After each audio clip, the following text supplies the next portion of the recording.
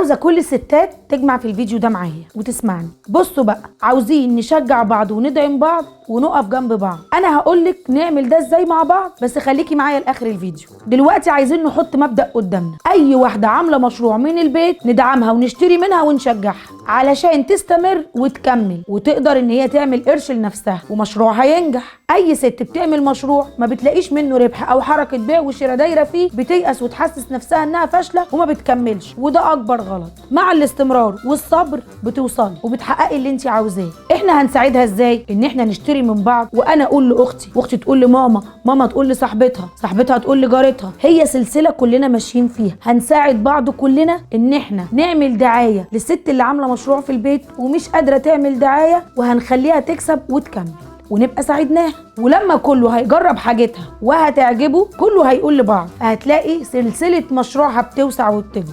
عاوزين بقى زي الشطار كده نشتري من بعض وندعم بعض ونشجع بعض. طيب قولنا يا قروبه مشاريع ايه نبداها ونعملها في البيت؟ زي مثلا مشروع تنظيف الخضار. كل الخضريه والسوبر ماركتات ساعات بيبقى عندها خضار متنضف. طب لو واحده عاملاه في البيت، ايه الفرق بقى بين ده وبين ده؟ انا مش بشكك في مصداقيه حد، بس ممكن السوبر ماركت او الخضري يكون مركون عنده. طب ما انا لو لقيت واحده بتعمله في البيت نظيف، وانا الصبح رايحه الشغل، اتصل بيها اقول لها على اللي انا عاوزاه، وانا راجعه من الشغل الاقيها لسه عاملاه وطازه تمام، واخده وانا مروحه اطبخه ويبقى جاهز. يبقى انا كده شجعتها، فكرت لها في مشروع تعمله، شغلتها وهي قاعده في البيت، وفي نفس الوقت اخدت حاجه طازه فريش لسه معموله. لو واحده فاتحه محل صغير جنب البيت، وانا كل شهر بقبض وبروح على الهايبر الكبير اجيب منه طلباتي، ممكن افوت كام حاجه من اللي انا بشتريهم من الهايبر واجيبها من عندها. نوع من انواع التشجيع والمسانده، مش عشان محلها صغير، لا ده انا اشجعها. وحاجه تانية، جبر خاطر. في ستات بقى بتربي طيور في البيت، هو ده مصدر رزقها ومصدر دخلها. بدل ما اجيب من المحل اجيب منها، حتى لو زياده يا 6 جنيه ولا 2 جنيه، وهي مربياهم في البيت تربيه نظيفه، وابقى شجعتها انها تكمل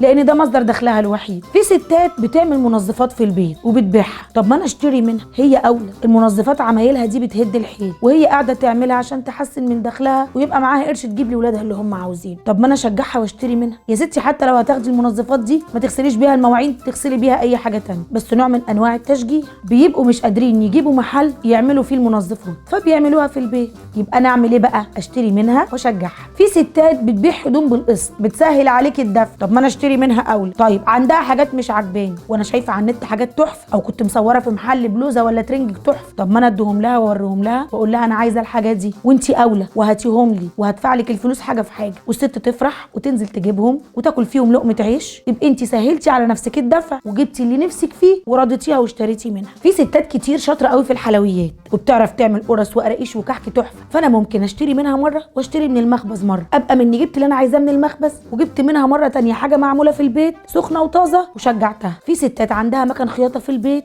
وبتشتغل عليه لان ده مصدر رزقها، وبتعرف تصلح وشاطره وبتعرف تفصل حاجات بسيطه. طب ما انا اساعدها، بدل ما اروح اصلح في المحل بقد كده، وهي اكيد بتاخد اسعار رمزيه بس لانها في البيت ما بتدفعش ايجار وكهرباء وميه، اديها تفصل لي الحاجه وتصلحها لي بدل الاتليهات اللي اسعارها مبالغ فيها. ويبقى انا كده شجعتها واجيب لها زباين كمان. اقول لكل اصحابي وجيراني وحبايبي ان في واحده بتصلح حلو قوي وشاطره، لو عايزين تصلحوا هدومكم عندها. في بنات وستات شاطرين وبيعرفوا في الميك اب وبيجيبوا وبيبيعوا من البيت، وفي نفس الوقت عاملين جروب صغير على النت بيسوقوا فيه. طب ما انا اساعدها وانشر لها الجروب بتاعها ده واشتري منها واقول لكل جيراني واصحابي برضو، وفي نفس الوقت ابقى شجعتهم انهم يشتغلوا ويمكن ربنا يكرمهم ويفتحوا محل ويرزقهم منه. اللي عايزه اقوله لكم ان الشيخ البعيد مش سره باتع ولا حاجه، حتى لو اللي جنبي اغلى شويه ما انا هصرف الفرق ده في المواصلات. طب ما انا اجيب من اللي جنبي واشجعه، ولما ابقى عايزه حاجات كتير انزل اروح للبعيد اجيب كل حاجتي وارجع. عاوزين نشغل مخنا شويه. في الاخر عايزه اقول لكم ان احنا ندعم بعض ونشجع بعض عشان نبقى كلنا امراه عامل، مش ست بيت قاعده في البيت وخلاص.